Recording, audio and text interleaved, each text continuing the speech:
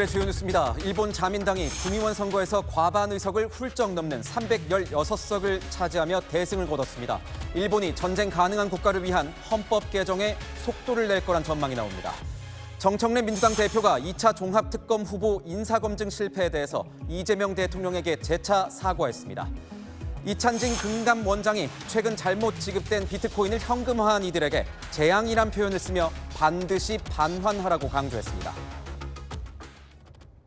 뉴스 시작합니다. 이번 주 동정민 앵커를 대신해 진행을 맡은 김윤수입니다. 다카이치 일본 총리의 승부수가 통했습니다. 집권 자민당이 어제 치러진 중의원 선거에서 전체 의석수 465석 가운데 3분의 2가 넘는 316석을 차지했습니다. 일본 정치 역사상 가장 거대하고 강한 여당이 탄생했습니다. 오늘의 첫 소식, 문예빈 기자가 보도합니다. 다카이치 일본 총리가 이끄는 자민당이 어제 열린 중의원 선거에서 사상 초유의 압승을 거뒀습니다. 직전 198석이던 자민당은 이번 선거에서 316석을 차지하며 전체 465석의 3분의 1을 넘겼습니다. 열린여당 도움 없이 단독으로 개헌선인 310석을 돌파한 겁니다. 일본에서 단일 정당이 단독으로 개헌 발의선을 확보한 건 2차 세계대전 이후 처음으로 중의원을 해산하고 승부수를 던진 다카이치 총리의 조기 총선 전략이 적중했다는 평가가 나옵니다. この国の未来をしっかりと見据えながら憲法改正に向けた挑戦も進めてまいります。未来は与えられるものではありません。 열린여당 의석까지 합치면 전체 의석의 4분의 3에 육박해 의회 주도권이 여당으로 완전히 기울게 됐습니다. 이로써 자민당은 중의원에서 법안 처리의 속도와 방향을 조절할 수 있게 됐습니다. 상임위원회 운영은 물론 참의원에서 막힌 법안도 중의원에서 다시 표결해 통과시킬 수 있는 힘을 갖게 됩니다. 일본 정부와 여당은 오는 18일 특별국회를 열어 총리를 다시 선출하고 다카이치 총리가 재지명되면 강요 교체 없이 2기 내각을 곧바로 출범시킬 계획입니다. 채널A 뉴스 문예빈입니다. 일본 국민들은 강한 일본을 앞세운 다카이치 총리의 손을 들어줬습니다. 전무후무한 대승을 거둔 만큼 다카이치표 보수 정책 추진에 속도가 붙을 것으로 예상됩니다. 특히 일본을 전쟁 가능한 국가로 만들려는 개헌에 힘이 실릴 거란 전망이 나오는데 우리로선 불안한 대목이기도 합니다. 이어서 강보인 기자입니다. 자민당의 압승이 확실해진 뒤 다카이치 사나의 일본 총리는 다시 한번 강한 일본을 강조했습니다. 일본 방송과의 인터뷰에서 개헌은 자민당의 당론이라며 구체적 개헌안을 국회에서 충분히 논의할 수 있기를 바란다며 본격적인 논의를 제안한 겁니다. 일본 헌법 구조는 군대를 보유하지 않고 전쟁을 하지 않는다고 명시하고 있습니다. 선거운동 중에도 주장했던 이 헌법 구조 개헌 의지에 변함이 없다는 뜻을 밝힌 겁니다. 憲法になぜ自衛隊を変えちゃいけないですか。当たり前の憲法改正もやらせてください。 자민당이 개헌 추진을 위해 필요한 의석인 310석을 단독으로 초과했을 뿐 아니라 연립정권 파트너 유신회까지 더하면 352석을 차지해 개헌 드라이브에 속도가 날 것이란 분석입니다. 사나이 총리는 또 인터뷰에서 핵무기를 보유, 제조, 반입하지 않는다는 비핵 3원 측에도 수정이 있을 수 있다는 뜻을 내비쳤습니다. 선거 전 사나이 총리를 공개 지지했던 도널드 트럼프 미국 대통령은 압승 축하 메시지를 냈습니다. 그러면서 힘을 통한 평화라는 보수 의제 이행에 성과가 있길 바란다고 말해 개헌 추진을 지지하는 걸로 해석될 여지를 남겼습니다. 채널A 뉴스 강보인입니다. 이번 선거 다카이치 총리의 원맨쇼라고 해도 과언이 아닙니다. 당 지지율은 오히려 열세였지만 다카이치 돌풍, 그러니까 다카이치 총리의 개인기를 통해서 승기를 잡았다는 겁니다. 선거운동 기간 북쪽에서 남쪽까지 12,000km로 오가며 유권자들의 표심을 산 그 비결은 과연 뭐였을까요? 이현용 기자 보도 이후 도쿄로 가보겠습니다. 특기인 드럼 소리에 맞춰 짧고 분명한 메시지를 내놓는 다카이치 총리의 캠페인 영상입니다. 逃げません。ぶれません。決断します。日本列島を強く豊かに。 일본 국민수보다마는 조회수 1억 6천만 회를 기록했습니다. TV 앵커 출신으로 항상 웃는 모습에 똑부러진 직설 화법을 구사합니다. 기존 세습 정치인과 대비되며 2030 젊은 층과 중도층 표심을 이끌었습니다. 유세 현장은 아이돌 가수의 콘서트를 방불케 합니다. 총리가 들고 다니는 가방은 수요가 몰리며 몇 달을 기다려야 살 수 있을 정도입니다. 強いリーダーシップっていうところかなとは思ってます。それがある意味カリスマ性じゃないですけどにつながっていくのかなとは思ってますので、曖昧よりはいいのかなとは。 저출산 고령화로 미래에 대한 불안이 감도는 일본에 아직 힘이 있고 가능성이 있다는 메시지로 표심을 파고들었습니다. 経済成長まだまだ日本はできます。だけれどもこの経済成長を作るのは人なんです。人を動かすのは希望なんです。 유세에 나선 12일 동안 이동 거리는 12,000여 킬로미터. 남쪽 가고시마현부터 북쪽 홋카이도까지 23개 광역 지자체를 누볐습니다. 11개 정당 대표 중 가장 긴 거리입니다. 지지자들과 악수하는 과정에서 관절염이 악화해 손가락에 붕대를 감고 나서는 투혼까지 보였습니다. 총리직까지 내건 승부수가 역대 최다 의석이라는 역사적 승리로 돌아왔습니다. 채널A 뉴스 이현용입니다. 이번 다카이치 총리의 중의원 선거 압승, 송찬욱 도쿄 특파원과 자세히 알아보겠습니다. 송 특파원, 이 압승의 비결은 뭐였을까요? 한마디로 표현하자면 다카이치 총리의 인기입니다. 이 다카이치 총리가 60에서 70%의 높은 지지율로 30% 안팎 지지율의 자민당을 개인기로 끌고 간 겁니다. 제가 선거 현장 취재를 하다 보면 이 자민당 후보들의 선거 포스터에는 자신의 얼굴뿐만 아니라 인기가 높은 다카이치 총리의 사진도 함께 넣어둔 경우가 참 많았습니다. 그리고 선거 유세 현장을 가보면 다카이치 총리와 내가 얼마나 가깝다 이거를 강조하기도 하고요. 이 총리의 유행어죠. 일하고 또 일하겠다 이 말을 반복해서 사용하기도 했습니다. 이 아사히 신문에 따르면 선거에서 이기게 해준 사람을 따라가는 게 자민당이라면서 이제 곧 당은 다카이치 1색이 될 것이다 이런 목소리가 나오고 있다고 합니다. 그렇다면 이번 압승 예상 밖이었습니까? 다카이치 총리가 지난달에 중의원을 막 해산했을 때만 해도 제가 현지에서 전문가들을 많이 만나봤는데 자민당이 선거에서 이기긴 이기겠지만 과반을 조금 넘길 것 같다 이렇게 표현을 했습니다. 그런데 이 다카이치 총리가 전국을 누비기 시작하면서 분위기가 확 바뀌더라고요.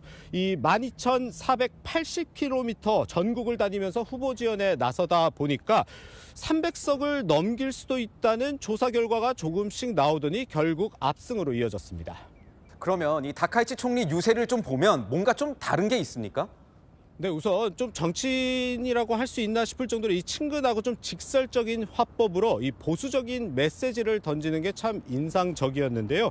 이 유세차에서 내려서 많은 시민들이 모이다 보니 직접 악수하고 접촉을 하기도 했는데 이 선거 막판에는 이 손가락을 다쳐서 테이핑을 하면서 선거운동을 하는 모습도 참 화제가 되기도 했습니다. 이 많게는 10,000명이 현장에 모이는 곳도 있었다고 하는데요.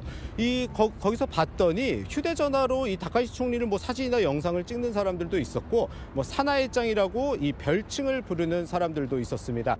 그렇다면 다카이치 총리의 일본 어떻게 변할까요? 우선 이번 선거 결과 다카이치 1강 체제를 구축했다 이렇게 표현을 할 수 있을 것 같습니다. 현재까지 사실상 이 다카이치 총리를 견제할 수 있는 세력이 없어진 상태입니다. 이 적극적 재정 정책이라든지 보수적 안보 정책을 다카이치 총리의 뜻대로 추진할 수 있는 환경이 조성된 거죠. 무엇보다 이 전쟁 가능 국가로 바뀌는 것 아니냐 이런 우려가 나오는데 어떻습니까? 네, 다카이치 총리는 이 선거 과정에서 개헌을 추진하겠다는 뜻을 공개적으로 밝혀왔습니다. 이 개헌 추진의 핵심이 뭐냐면 이른바 평화헌법으로 불리는 헌법 구조를 개정하겠다는 겁니다. 현재 군을 보유하지 못하게 돼 있는데 여기에 자위대를 명기하겠다는 거죠. 차차 전쟁 가능 국가로 전환을 추진할 수도 있는 겁니다. 다만 이 헌법 개정 같은 경우에는 이 여소야대인 참의원에서도 3분의 2 찬성이 필요하기 때문에 당장 추진은 어렵기 때문에 한동안은 이 여론전에 다카이치 총리가 나설 것으로 보입니다. 앞으로 한일 관계 어떻게 변화될지도 주목되는데요. 사실 뭐 가장 궁금한 부분일 것 같아서 저도 이제 현재 전문가들한테 물어봤더니 당장 다카이치 총리가 한일 관계를 악화시키진 않을 것이라고 내다봤습니다. 이번 선거 압승으로 이 정권이 굉장히 기반이 안정됐기 때문에 뭐 지지율 반전 카드라든지 이 보수층 결집 카드로 이 한일 관계를 사용할 이유가 없어졌다는 건데요. 다만 변수는 있습니다. 오는 22일을 주목해야 하는데요. 이른바 다케시마의 날이 있는데 이 그동안에는 관행적으로 차관급을 정부 대표로 파견을 해왔는데 만약에 다카이치 총리가 장관급으로 격상하게 될 경우 한일 관계 뭐 좋을 일이 있을 수가 없겠죠. 또 야스쿠니 신사 참배 같은 경우에 다카이치 총리가 주변국의 이해를 구해보겠다고는 했는데 이게 이 야스쿠니 신사 참배가 언제 터질지 모르는 시한폭탄이다 이렇게 표현할 수 있겠습니다. 지금까지 도쿄에서 전해드렸습니다. 우리 정치권 소식도 알아보겠습니다. 먼저 여권으로 가볼까요? 이재명 대통령이 강한 유감을 드러낸 걸로 알려진 2차 종합특검 후보 추천에 대해서 정청래 민주당 대표가 또 한 번 사과했습니다. 어제 대변인을 통해 사과한 데 이어서 오늘은 직접 공개 사과를 했습니다. 이틀 연속 사과를 한 겁니다. 내부 갈등 수습에 나선 정 대표의 리더십이 시험대에 올랐습니다. 서창우 기자의 보도입니다. 오늘 다시 한번 대통령께 누를 끼쳐드린 점에 대해서 대단히 죄송하다라고 다시 한번 사과의 말씀드립니다.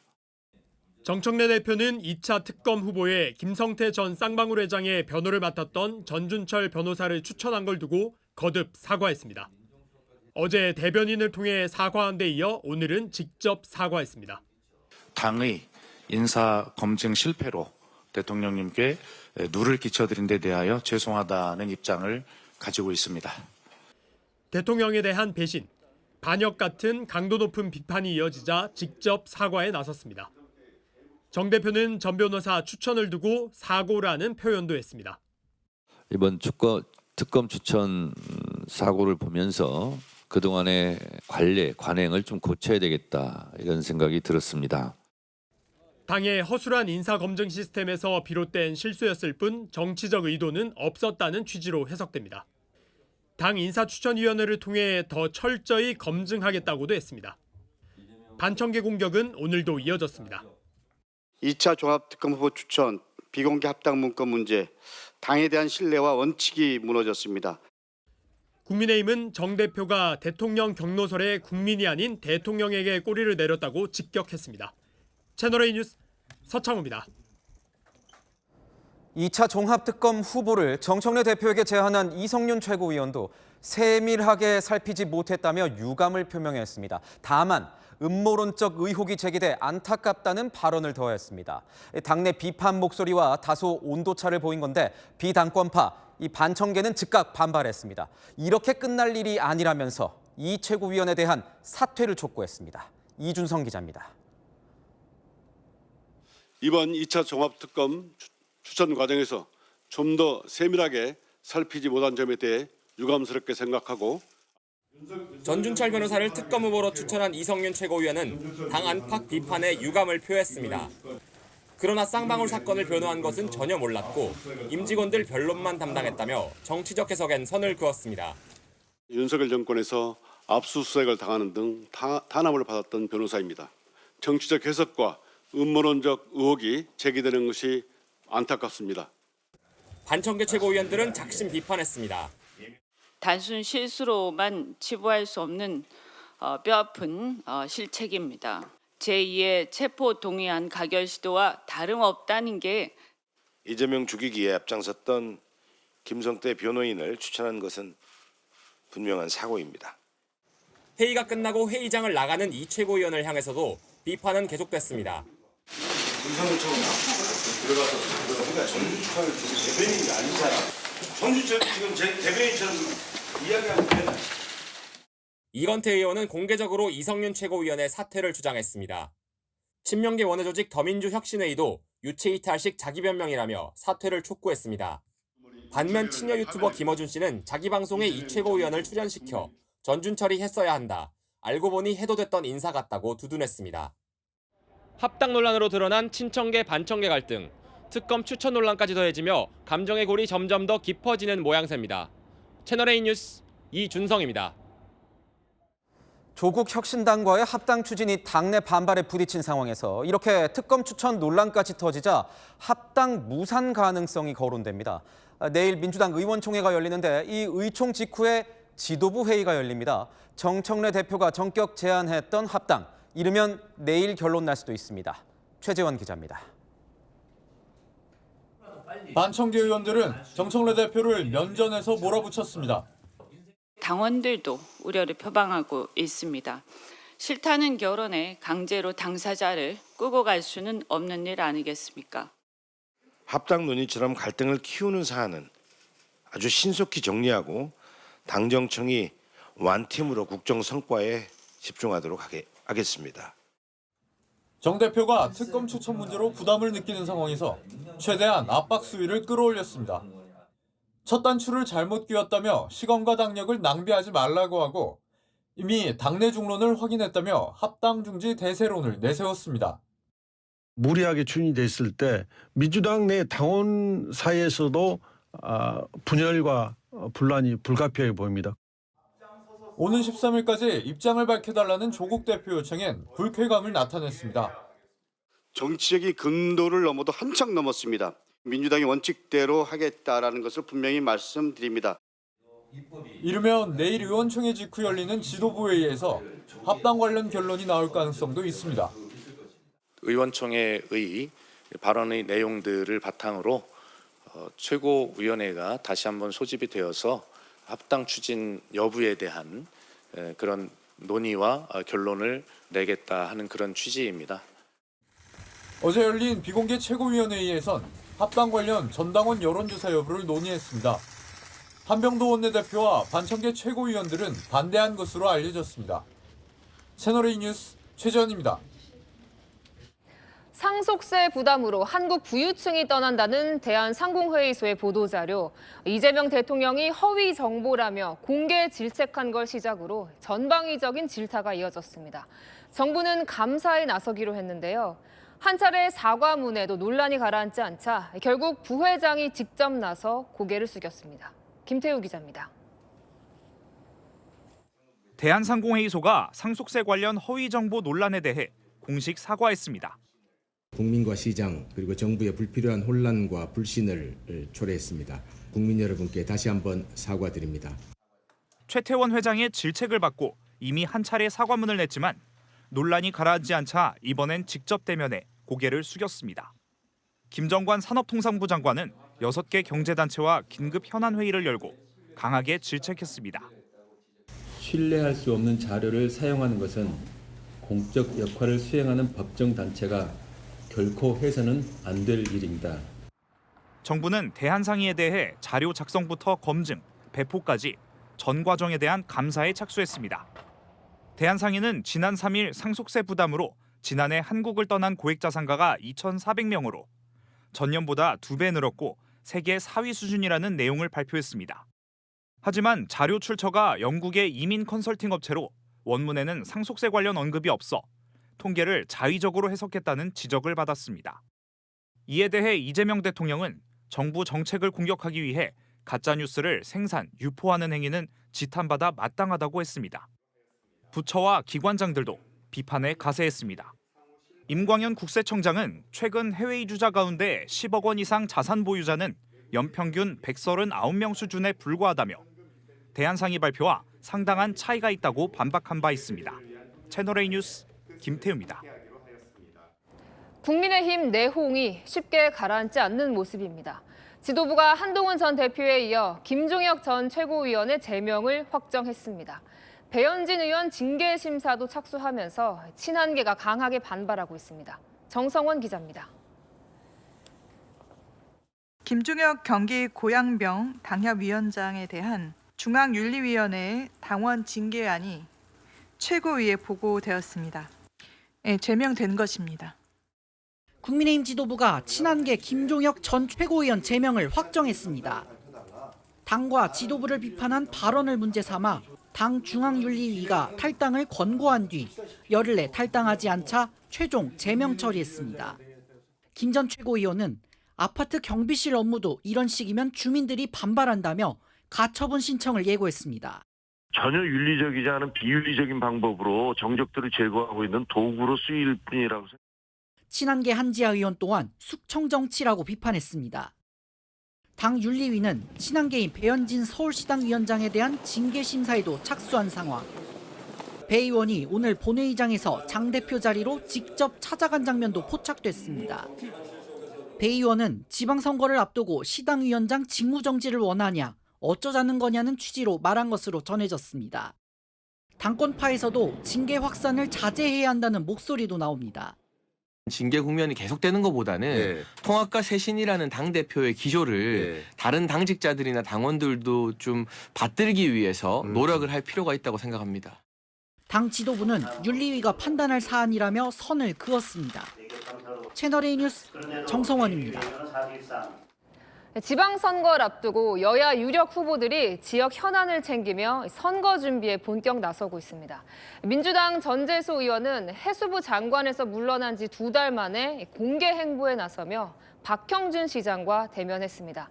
차기 부산시장 유력 주자들의 만남, 기류는 어땠을까요? 배영진 기자가 보도합니다. 박형준 부산시장과 전재수 민주당 의원이 환하게 웃으며 악수합니다. 13년간 건설해온 부산시 내부 순환 도로망의 완전 개통식에서 차기 부산시장 여야 유력 주자가 만났습니다. 부산 시민들의 최대 현안이었던 도심교통망 성과를 두고 미묘한 신경전이 이어졌습니다. 부산발 교통혁명이 우리 부산 시민들의 삶의 질을 한층 더 끌어올리는 통행료가 상당히 좀 비쌉니다. 통행료를 어떻게 조금 더 경감시킬 수 있을 것인지. 전 의원은 지난해 12월 해수부 장관에서 물러난 뒤 부산 지역 행사에 2달 만에 모습을 드러냈습니다. 이르면 다음 달 부산시장 출마를 선언할 것으로 알려진 가운데 선거 채비에 돌입했다는 관측이 나옵니다. 김진태 강원도지사는 오늘 국회에서 삭발식을 가졌습니다. 이 머리 깎은 거 이거 몇 달 지나면 새로 나지 않겠습니까, 여러분? 이거 그렇게 아깝지 않습니다. 강원도의 자치권 확대 특별법을 조속히 통과해달라고 국회에 요구하고 나선 겁니다. 여야 주요 후보들이 지역 현안들을 챙기며 6월 지방선거 출격을 본격화하고 있습니다. 채널A 뉴스 배영진입니다. 미국이 관세를 다시 올리는 걸 막기 위해 최근 미국을 다녀온 조현 외교부 장관이 미국이 문제 삼는 건 국회의 법안 처리 지연뿐 아니라 우리의 비관세 장벽도 있다고 했습니다. 여기에 진전이 없으면 관세를 높이겠다는 게 미국 측의 입장이라고 설명했습니다. 박선영 기자가 보도합니다. 조현 외교부 장관은 미국의 돌연 관세 25% 인상을 압박하고 나선 배경에 대해 미 측의 불만을 상세히 설명했습니다. 양국 간의 그 비관세 장벽을 줄여나가는 것에 대해서 추가 협의를 하기로 했는데 잘 이루어지지 않았다. 진척이 안 되면은 방법은 뭐냐면은 그 감정 없이 그냥 관세를 좀 높여서 자기들이 그 무역 적자를 좀 개선하려고 한다. 비관세 분야의 진척이 느리다는 이유로 관세 인상 카드를 꺼냈다는 설명입니다. 미 측은 우리 정부의 농축산물 수입 규제, 온라인 플랫폼 규제와 같은 비관세 장벽 철폐를 요구하는 걸로 전해집니다. 미국은 한국의 대미 투자 이행 속도도 문제 삼은 것으로 전해졌습니다. 우리 정부의 위기 대응 아까 말씀처럼 한계입니까? 대미 투자 관련 법안 이것이 첫째 빨리 진행이 안 되고 있다. 투자 프로젝트에 대한 결정이 빨리 안 되고 있다. 그렇게 되다 보니 실제 투자한다고 하는 투자 자금이 이렇게 납입되지 않고 있다. 이 세 가지에 대한 불만이 있었던 걸로 보이고 한국에 대한 관세 25%를 조만간 연방 관보에 게재할 수 있다는 전망과 관련해선 조심스러운 입장을 내비쳤습니다. 미국 정부의 그 정책 결정과 발표하는 것이 과거와 달라졌기 때문에 섣불리 말씀드리기가 좀 곤란하다. 그렇게 좀 그걸 이해해 주시기 바랍니다. 답답하네요. 네. 네, 저희도 답답함을 가지고 있습니다. 그러면서 조 장관은 미 국무부가 한미 팩트시트 이행을 위한 안보 협상팀을 이달에 한국에 파견하기로 했다고 확인했습니다. 채널A 뉴스 박선영입니다. 타면 숨이 차고 어지럽고 그래서 지옥철이란 오명이 붙은 곳 바로 김포 골드라인인데요. 배차 간격도 줄이고 여러 대책이 나왔는데 지옥의 출근길은 과연 달라졌을까요? 현장 카메라 송채은 기자가 취재했습니다. 이 거리를 두고 찍을 수밖에 없었습니다. 못 움직여요. 트림은 다십니다. 이미 사람은 꽉 찼는데 더 탑니다. 네, 말씀드리겠습니다. 현재 객실이 많이 혼잡하오니 인파의 무선 마이크 연결도 끊어집니다. 소리가 안 담기는 줄도 모르고 이런 대화를 나눴습니다.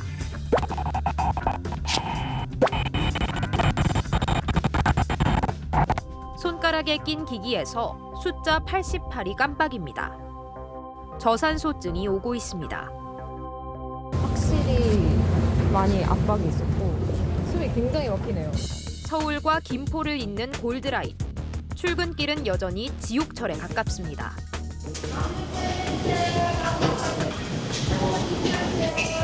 지난해 골드라인에서 발생한 환자 265명. 지난달에만 28명이 열차를 탔다가 호흡곤란 등 증상을 호소했습니다.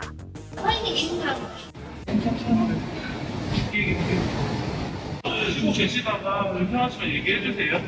여기 좀 열차 안에 좀 혼잡해가지고 옛날보다는 많이 좋아졌어요. 근데 이제 사람이 많고 답답하고 이게 공기가 안 좋다 보니까 숨이 많이 차고 그래가지고. 뭔일 좀 많이. 정원 172명인 열차 편성을 더 늘렸습니다. 배차 시간도 1분 가까이 당겼습니다. 하지만 최대 혼잡도 지난해에도 204% 기록했습니다. 정원에 2배 넘는 사람이 한 차에 몸을 싣는 겁니다. 엄청 힘들죠.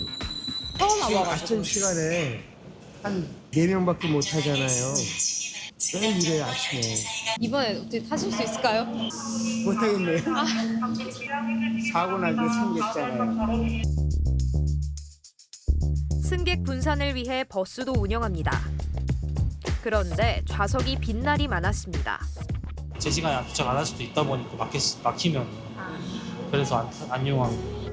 이렇게 도심으로 나갔던 사람들, 퇴근길도 문제입니다. 이 인파가 열차 앞으로 그냥 몰리면 사고입니다. 에스컬레이터 맞고 나는 뒤가를 나고 질서유지위한. 처음보다는 나아진 부분도 많고 더 나아질 부분도 있을 거라 했습니다. 5편성 정도 증차를 해서 시간을 지금 2분 30초 간격을 한 2분 10초 간격까지 더 줄여서 혼잡도를 좀 개선하려고 노력을 하고 있습니다.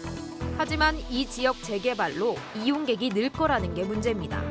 이대로 가면 안 되고 자꾸 아파트가 지니까 사람이 자꾸 저기 늘어나잖아요. 그러니까는 뭐가 대책이 있어야 돼요. 2028년 10월부터 시작해 골드라인 주변으로 최소 6,522세대가 입주 예정입니다.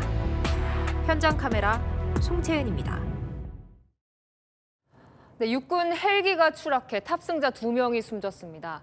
비상 상황을 가정한 훈련 도중 사고가 난 걸로 파악됐습니다. 최다희 기자가 보도합니다. 하늘에서 헬기가 그대로 바닥으로 떨어집니다. 속도를 거의 줄이지 못하고 그대로 하천으로 떨어지더니 날개 역할을 하는 로터가 힘없이 도는 모습이 보입니다. 하천을 가로지르는 달이 바로 옆에 떨어진 헬기는 동체가 크게 부서졌고 꼬리 날개도 부러졌습니다. 빵 소리 나면서 와장창 소리가 나더라고요. 지진 나는 정도도 흔들리는 정도. 헬기 추락 지점에서 불과 60m 거리엔 민가가 있습니다. 사고 헬기는 육군 5군단 소속 코브라 기종으로 가평군 상공에서 비상 상황을 가정한 착륙 훈련을 하다가 이륙 1시간 20분 만에 추락했습니다. 헬기에 타고 있던 준이 2명은 모두 사망했습니다. 1988년부터 국내에 도입된 코브라 공격 헬기는 40년 넘게 운용한 노후 기종입니다. 군은 사고 직후 동일 기종 헬기의 운항을 중지하고 기체 이상 여부 등 사고 원인 조사에 나섰습니다. 채널A 뉴스 최다희입니다.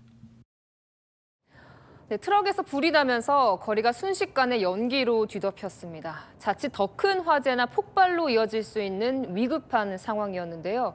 30대 여성이 주저없이 연기 속으로 뛰어들었습니다. 당시 긴박했던 상황을 노은수 기자가 단독 보도합니다. 트럭 운전석에서 흰 연기가 새어나오기 시작합니다. 잠시 뒤 불길이 활활 타오르는 모습이 보입니다. 거리는 금세 자욱한 연기로 뒤덮였고 행인들도 코와 입을 막고 연기를 피해 멀어지는 상황. 이때 바깥 상황을 지켜보던 30대 여성이 소화기를 들고 나섭니다. 망설임 없이 상점 문을 열고 운전석으로 호스를 조준해 소화액을 분사합니다. 현장에 출동한 경찰관과 합심해 계속 소화액을 뿌리자 점차 잦아드는 불길. 불을 끈 여성은 문구점에서 일하는 직원 이은비 씨. 폭발이나 이런 위험성이 조금 두려웠는데 제가 해결하지 않으면 안 되겠다라는 생각이 들기도 했고 매장에 비치된 소화기도 있었고 빠른 초기 진화 덕에 불은 인명피해 없이 15분 만에 꺼졌습니다. 소방당국은 트럭 히터 가열로 불이 난 걸로 보고 화재 원인을 조사 중입니다. 채널A 뉴스 노은수입니다. 네, 사건을 보다 시작합니다. 사회부 서상희 사건팀장 나왔습니다. 자, 첫 번째 사건부터 보죠. 차량이 지금 거꾸로 곤두박질신 건가요? 네, 오늘 오전 서울 가락시장으로 가보겠습니다. 네. 보시는 것처럼 승용차가 완전히 뒤집혀 있습니다. 주위에는요, 경찰 통제선도 둘러져 있죠. 이 차량 말 그대로 하늘에서 뚝 떨어졌습니다. 어디서 떨어졌냐면 지금 위로 보시는 2층 주차장 벽을 뚫고 나왔습니다. 채널A가 확보한 당시 블랙박스 영상을 보시죠. 사고 차량이 주차장 3층에서 빠르게 내려오는 게 보입니다. 다른 각도에서 보면요. 3층에서 2층 경사로로 내려오던 차량이 지금 보시는 것처럼 그대로 주차장 벽을 뚫고 추락합니다. 다시 보면 차량이 받은 충격에 벽이 그대로 뚫려버리는데요. 2층에서 1층 바닥으로 떨어진 충격으로 차량이 뒤집혔고 운전자인 남성 목을 다쳐 병원으로 옮겨졌지만 다행히 생명에는 지장이 없다는데요. 브레이크가 안 들었다 진술을 했다는데 사고 원인은 조사 중입니다. 네, 다음 사건 보겠습니다. 금은방에서 지금 벌어진 일인가 보죠? 네, 경남 창원으로 한번 가보겠습니다. 네. 금은방에 남성이 들어옵니다. 금반지를 사겠다면서 자리에 앉아서요 이리저리 살펴보는 모습입니다. 그런데 남성이 고개를 돌려 창가를 바라봅니다. 그곳에 경찰관 3명이 서 있었습니다. 창밖에 있던 경찰들이 금은방에 앉아있던 남성을 체포합니다. 무슨 일이 벌어진 걸까요? 시간을 되돌려 보겠습니다. 이번에는요. 다른 금은방입니다. 경찰관들 지난해 11월에 금은방에서 2돈짜리 반지를 훔쳐간 사람이라며 이렇게 생긴 사람을 보면 범인이니 신고해달라 안내하고 있었는데요. 한 집 지나 2집 지나 3번째 들린 금은방에서 낯익은 사람이 있어서 살펴봤더니 같은 수법으로 반지를 훔치려던 바로 이 용의자였던 겁니다. 현장에서 체포된 50대 남성, 범행을 인정할 수밖에 없었다고 합니다. 네, 금값이 올라서 요즘 이런 사건 자주 벌어지는 것 같습니다. 다음 사건 보겠습니다. 자전거가 묘기를 부리는 것도 같고 지금 어떤 일이죠? 네, SNS에서 화제가 됐던 영상입니다. 영상을 보시죠. 한강공원 주차장입니다. 자전거를 탄 10대 학생 뒷바퀴를 미끄러뜨리면서 순찰차를 들이받을 듯 위협합니다. 아예 지금 보시는 것처럼 순찰차 앞에 자전거를 기대기도 했습니다. 주변에선 환호성도 지르는데요. 이 자전거 브레이크가 없는 픽시 자전거입니다. 청소년들 사이에서 유행인데 자칫하면 큰 사고로 이어질 수 있거든요. 경찰도 단속은 하는데 이 영상 속 학생들 어린 10대라 처벌을 하기도 애매해 고심이 깊다고 합니다. 네, 여기까지 듣겠습니다. 서상희 사건팀장이었습니다. 네, 다음 소식입니다. 최근 발생한 가상자산 거래소 빗썸의 코인 오지급 사태. 금융감독원장은 가상자산 시스템에 근본적인 문제가 드러났다고 지적했습니다. 코인을 오지급 받자마자 매도한 사람은 80명이 넘는다고 했습니다. 아직도 환수하지 않은 사람들은 재앙적인 상황에 처한 거라며 반드시 반환하라고 했습니다. 김지윤 기자가 보도합니다. 빗썸이 회수하지 못한 비트코인은 여전히 125개로 현재 시세로 130억 원 규모입니다. 비트코인을 매도한 사람은 총 86명으로 확인됐습니다. 빗썸으로부터 비트코인을 잘못 지급받은 직후 현금화해서 다른 계좌로 옮기거나 또 다른 코인을 사들인 겁니다. 오늘 이찬진 금융감독원장은 부당이득 반환의 대상인 건 명백하다고 강조했습니다. 또 오지급 받고도 환수하지 않고 있는 이용자들을 향해선 재앙적인 불안정한 위치에 처한 거라고 경고했습니다. 부당이득은 원물 반환이 원칙이라 비트코인으로 뱉어내야 하는데 이미 팔아치운 경우 현재 시세로 현금 지급해야 하기 때문입니다. 지난 6일 오지급 당시 8,100만 원대였던 비트코인은 오늘 기준 1억 원대까지 올랐습니다. 빗썸 사고에 드러난 거래소 시스템의 구조적 희척점 해소 등 가상자산 2단계 법안의 규제, 감독체계 대폭관 지원과 금감원장은 거래소가 일단 코인을 발행한 뒤 사후 장부에 기록하는 장부거래 방식에 대해서도 지적했습니다. 또 이른바 유령 코인을 방지할 수 있는 제도 마련에 속도를 내야 한다고 강조했습니다. 채널A 뉴스 김지윤입니다. 네, 아는 기자 사이버 법조팀 송정현 기자 나왔습니다. 송 기자, 비트코인 잘못 받고도 아직 안 돌려준 사람들 계속 버티면 감옥 갈 수도 있는 거예요? 네, 일단 형사처벌을 받기는 어려워 보입니다. 왜냐하면 이런 사람들에게 적용할 수 있는 혐의가 배임죄 정도인데요. 과거 코인 14억 원어치를 잘못 송금받고 돌려주지 않은 사람이 있었는데 대법원은 이 사람에게 배임 혐의를 적용할 수 없다면서 무죄로 판결했습니다. 아니, 자기 게 아닌데도 안 돌려준다. 그래도 처벌을 못해요? 네, 맞습니다. 왜냐하면 가상자산이라는 게 재물로 볼지가 좀 애매하기 때문인데요. 돈이나 주식을 잘못 입금받고 임의로 처분하면 처벌을 받습니다.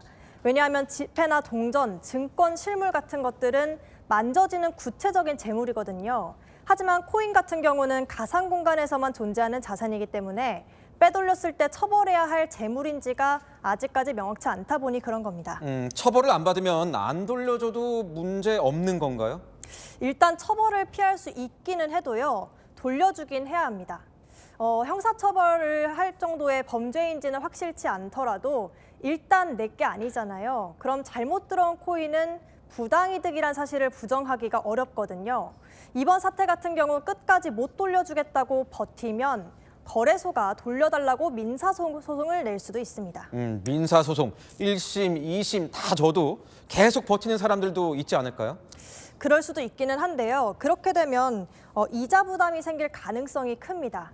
만약 소송에서 지게 되면 원래 가치만큼만 반환하는 게 아니라 이자까지 쳐서 돌려줘야 되거든요. 법정이자라는 게 생각보다 이율이 높습니다. 최대 연 12%까지 물릴 수가 있는데요. 지금 비트코인 한 개 가격이 한 1억 원 정도 하잖아요.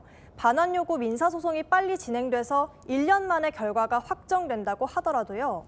소송에서 지면 1억 원 외에 12% 그러니까 1,200만 원의 이자까지 더해서 물어줘야 되는 겁니다. 잘못 입금받은 거는 코인이잖아요. 이 코인인데 돌려줄 때도 코인으로 줄 필요는 없는 건가요?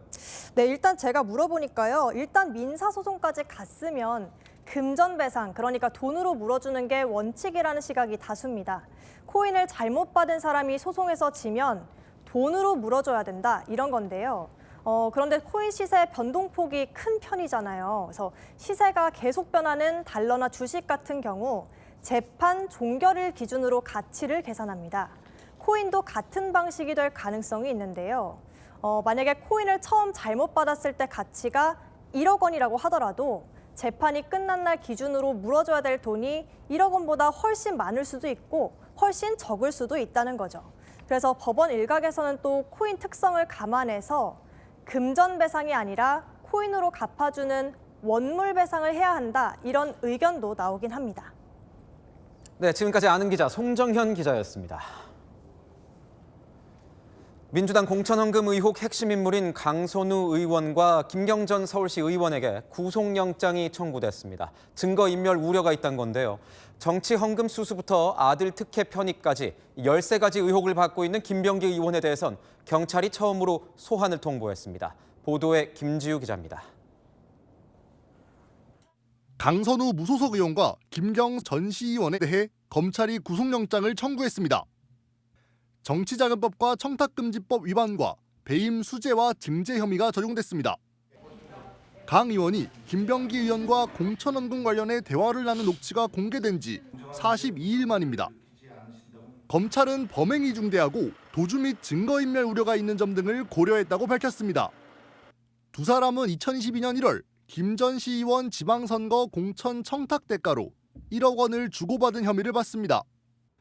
현직 국회의원인 강 의원은 국회에서 체포동의안이 가결돼야 구속심사를 받습니다. 정부가 체포동의 요구서를 접수하고 본회의에 보고한 지 24시간 이후부터 72시간 안에 표결이 이뤄집니다. 한편 경찰은 김병기 무소속 의원에게 피의자 소환을 통보했습니다.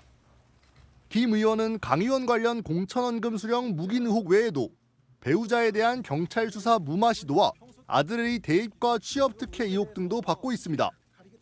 경찰은 또 김경 전 시의원의 가족사업 관련 의혹도 내사에 착수했습니다. 채널A 뉴스 김지우입니다. 김건희 여사의 이른바 집사로 지목돼 횡령 혐의로 재판을 받아온 김예성 씨와 김 여사에게 이우환 화백의 그림을 주고 공천을 청탁한 혐의 등으로 기소됐던 김상민 전 부장검사가 1심에서 각각 공소기각과 무죄 그리고 집행유예를 선고받았습니다. 별건 수사 논란부터 법원에 잇따른 제동에 김건희 특검 난감해졌습니다. 송진섭 기자입니다. 김건희 여사 측에 시가 1억 원대 이우환 화백의 그림을 건네고 공직을 청탁한 혐의로 민중기 특검팀이 기소한 김상민 부장검사. 재판부는 무죄를 선고했습니다. 김 전 검사가 이 그림을 김 여사 오빠에게 전달한 건 맞지만 김 여사에게 전달됐다는 증거가 없다고 본 겁니다. 김 전 검사가 선거를 준비하면서 사업가에게 차량을 공짜로 제공받은 김 여사와 무관한 혐의만 징역 6개월에 집행유예가 선고됐습니다. 불법과 왜곡으로 얼룩졌던 특검 수사에 대한 법원의 준엄한 판단입니다. 김 여사의 측근으로 지목돼 회사 돈 24억 원을 횡령한 혐의로 역시 민특검팀이 기소한 김예성 씨도 무죄와 공소기각을 선고받았습니다. 재판부는 공소기각 부분에 대해 특검이 김 여사와 무관한 사안을 기소했다고 밝혔습니다. 특검의 수사 범위를 벗어난 별건 수사로 본 겁니다. 저와 관련된 사건으로 무고하게 많은 분들이 특검의 부당한 조사를 받았는데 민중기 특검팀의 기소 사건 중 공소기각이 난 건 국토부 공무원의 뇌물 사건을 포함해 이번이 세 번째입니다. 특검은 수긍하기 어렵다며 항소하겠다고 밝혔습니다. 채널A 뉴스 송진섭입니다. 개인이 집을 사모아서 임대를 주는 민간 등록 임대 사업에 대해 이재명 대통령이 연이틀 제도 개선을 시사했습니다. 이런 제도를 계속 허용할지 논의해보자는 취지였는데요. 어떤 특혜가 있고 어떻게 바꾸자는 건지 김민곤 기자가 취재했습니다. 이재명 대통령이 민간 등록임대 사업 개편 가능성을 언급했습니다. 한때 등록임대였다는 이유로 영구적으로 특혜를 줄 필요가 있냐는 의견도 있다고 했습니다. 어제도 SNS에 건설임대가 아닌 매입임대를 계속 허용할지에 대한 의견을 묻는다고 적었습니다. 민간 등록임대 사업자 제도는 세입자들이 안정적으로 거주할 수 있도록 하기 위해 도입됐습니다. 의무 임대 기간을 지켜야 하며 임대료를 연간 5% 이상 올릴 수 없습니다. 의무 사항을 지키면 양도세 중과 배제, 재산세와 종부세, 취득세 감면 등 세제 혜택을 받도록 했습니다. 의무 기간이 끝나면 나머지 혜택은 사라지지만 양도세 중과 배제는 계속되는데 이 대통령은 이 부분을 지적했습니다. 대신 양도세 중과제외 특혜를 즉시 폐기하면 부담이 너무 크므로 일정 기간 후 폐지 또는 점차적으로 폐지하는 방안도 있겠다고 했습니다. 서울 아파트의 등록임대주택은 상당히 시장에 나올 가능성이 기존의 것들보다 좀 크다고 생각이 돼요. 정말 똘똘한 아파트들이 나올 가능성이 있는 거죠. 청와대 관계자는 민간 기업이나 LH가 하는 임대 사업이 아니라 돈 많은 개인이 하는 것을 뜻한다고 설명했습니다. 채널A 뉴스 김민곤입니다. 정부는 외국인의 부동산 투기 문제도 겨냥했습니다. 앞으로 외국인이 부동산 거래할 땐 어떤 자격으로 한국에 들어와 무슨 돈으로 사는지 신고해야 합니다. 이렇게 하면 어떤 효과가 있는 건진 오은선 기자가 취재했습니다. 고급 단독주택이 모여있는 서울 성북동 일대입니다. 지난해 초 30대 중국인 A씨는 이 일대 단독주택을 약 120억 원 전액 현금으로 구매했습니다. A씨의 자금은 중국, 홍콩은행을 거쳐 들어왔는데 출처가 불분명해 국토부는 범죄 수익일 수 있다고 보고 국세청에 조사를 의뢰했습니다. 국토부는 이런 식의 불법 의심 거래를 지난해만 416건 적발하면서 이를 예방하기 위한 대책을 내놨습니다. 외국인이 토지거래 허가 구역 내 집을 살 때 기존에는 제출하지 않아도 됐던 해외 조달 자금의 출처를 확인합니다. 또 기존에는 체류 자격을 확인하지 않았지만 학생 비자나 여행 비자 같은 단기 비자로 불법 임대 사업을 하는 사례를 막기 위해 비자 유형도 신고하도록 요건을 강화했습니다. 매매 계약 거래를 신고할 때 계약서뿐만 아니라 계약이 완료됐다는 걸 확인할 수 있는 계약금 영수증도 제출해야 합니다. 실거주, 실사용 목적이 아니면은 투자가 제한되고 있어서 그것까지 더해지면은 투기성으로 투자하는 일은 많이 줄어들 것으로. 국토부는 제출받은 체류 자격과 자금 출처 자료를 토대로 위법 여부를 확인하고 이를 통해 불법 거래나 투기를 차단하겠다는 방침입니다. 채널A 뉴스 오은선입니다. 한강과 가까울수록 집값이 높다는 말. 이른바 한강 프리미엄이 수치로 증명됐습니다. 한강에서 100m씩 가까워질수록 아파트값이 평당 122만 원씩 높아진다는 연구 결과가 나왔습니다. 김승희 기자입니다. 석 달 전 평당 1억 7천만 원 선에 거래된 압구정동 아파트입니다. 이른바 한강변 프리미엄 아파트. 한강까지 얼마나 가까울까? 아파트 단지를 출발해서 횡단보도 하나와 터널 구조의 나들목을 지났더니 한 2분 30초 만에 한강공원에 도착했습니다. 러닝하기 정말 좋아서 운동 정말 많이 하고요. 창밖으로 한강을 보면 마음이 편안해져요. 수상스키를 탈 수 있어서 좋아요. 한강 접근성과 아파트 값의 관계를 분석한 연구 결과도 나왔습니다. 건국대 연구팀이 강남구와 광진구 아파트 실거래가 자료를 분석한 결과 아파트 단지에서 한강까지 거리가 100m씩 가까워질 때마다 평당 가격이 122만 원씩 높아진 걸로 조사됐습니다. 한강 나들목과의 직선거리 기준이라 실제 접근성과는 차이가 있지만 조망권을 포함한 생활의 질을 반영한 가치라는 게 연구팀 설명입니다. 차량 접근성도 있고 단순히 강이 보인다를 넘어서 복합적인 가치를 가지고 있거든. 강남이나 강북이나 유사하다. 한강변 아파트에 대한 강한 선호가 쉽게 변하기 힘든 이유입니다. 채널A 뉴스 김승희입니다. 설이 다가오고 있습니다. 이 설 명절 음식 준비하려면 당연히 정성도 중요하지만 지갑 사정도 무시할 수가 없죠. 이 과일은 마트가, 소고기는 전통시장이 더 저렴하다고 합니다. 윤수민 기자가 취재했습니다.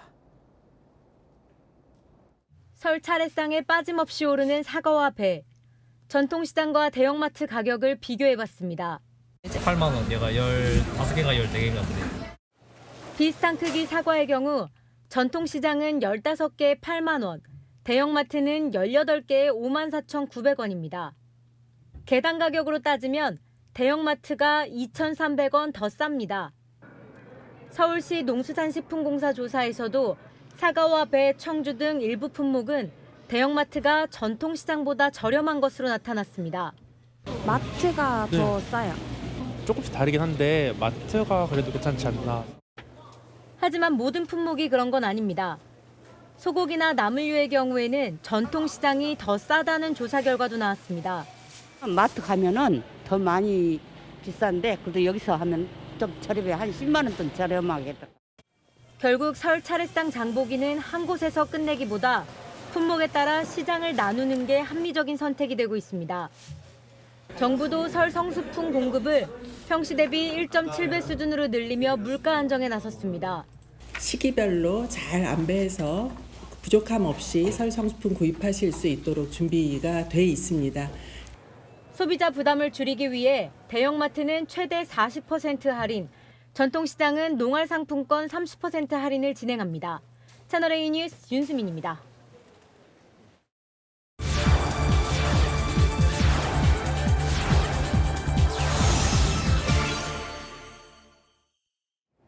중국 거리를 다니다 보면 곳곳에 CCTV 같은 감시 카메라가 설치되어 있는 모습을 쉽게 볼 수 있습니다.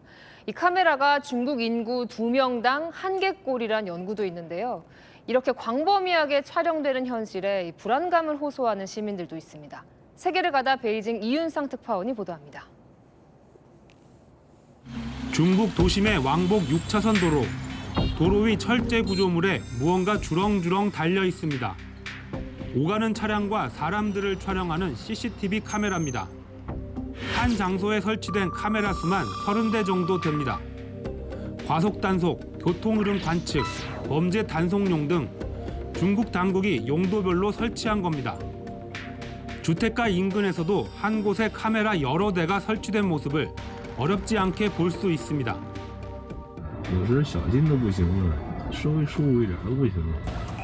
무단 횡단이나 헬멧 미착용 오토바이 운전자 등을 적발하기 위한 카메라도 별도로 운영됩니다.